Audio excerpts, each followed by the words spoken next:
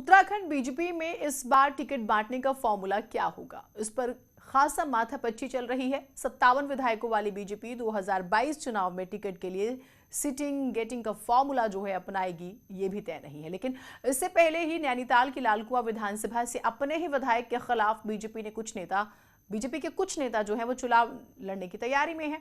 इन नेताओं के इलाके में चहलकदमी से विधायक भी गुमसुम हो गए हैं। अब देखिए रिपोर्ट।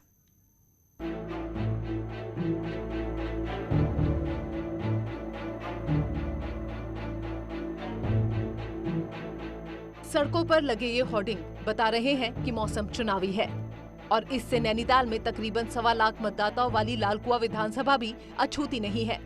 इस विधानसभा में वैसे तो बीजेपी के नवीन दुमका विधायक हैं, लेकिन उनके रहते हुए भी बीजेपी के कई नेता यहां से विधायक बनने का ख्वाब बुन चुके हैं।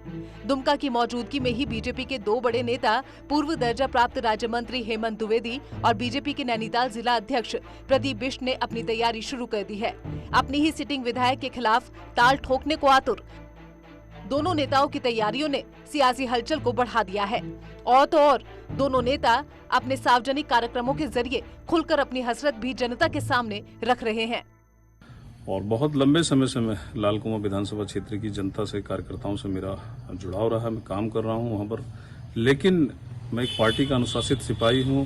हमारे यहाँ पार्टी संगठन जो भी निर्णय करेगा, अगर पार्टी मुझे अवसर देगी, पार्टी मुझे मौका देगी, तो निश्चित ही मैं चुनाव लड़ूंगा और भारी मतों से चुनाव जीतूंगा भी।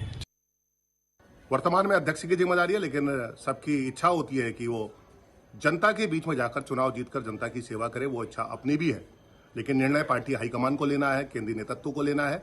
यदि मुझे वो इस भूमिका में भेजेगा कि जनप्रतिनिधि के नाते अब पार्टी की सेवा करनी है, जनता की सेवा करनी है, उसके लिए मैं बिल्कुल तैयार हूं। पार्टी के जिला अध्यक्ष प्रदीप बिष्ट जहां राजपूत समुदाय से आते हैं, वहीं पूर्व दर्जा प्राप्त राज्य मंत्री हेमंत द्विवेदी का ताल्लुक ब्राह्मण समुदाय से है।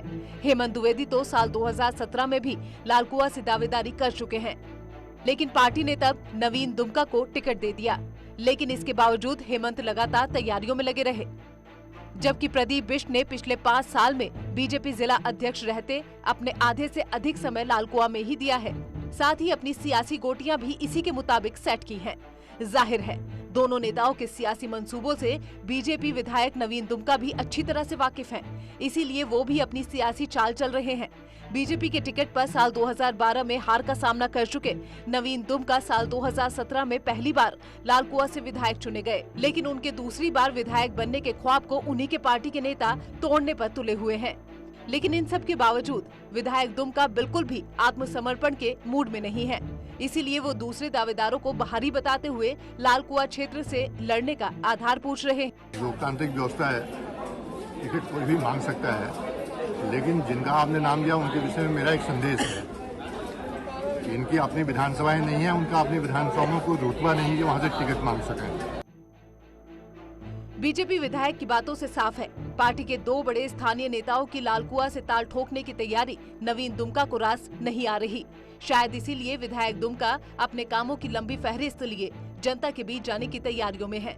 लेकिन दुमका, द्विवेदी और बिष्ट की लड़ाई से लालकुआं में बीजेपी की अंदरूनी सियासत जरूर गर्म है।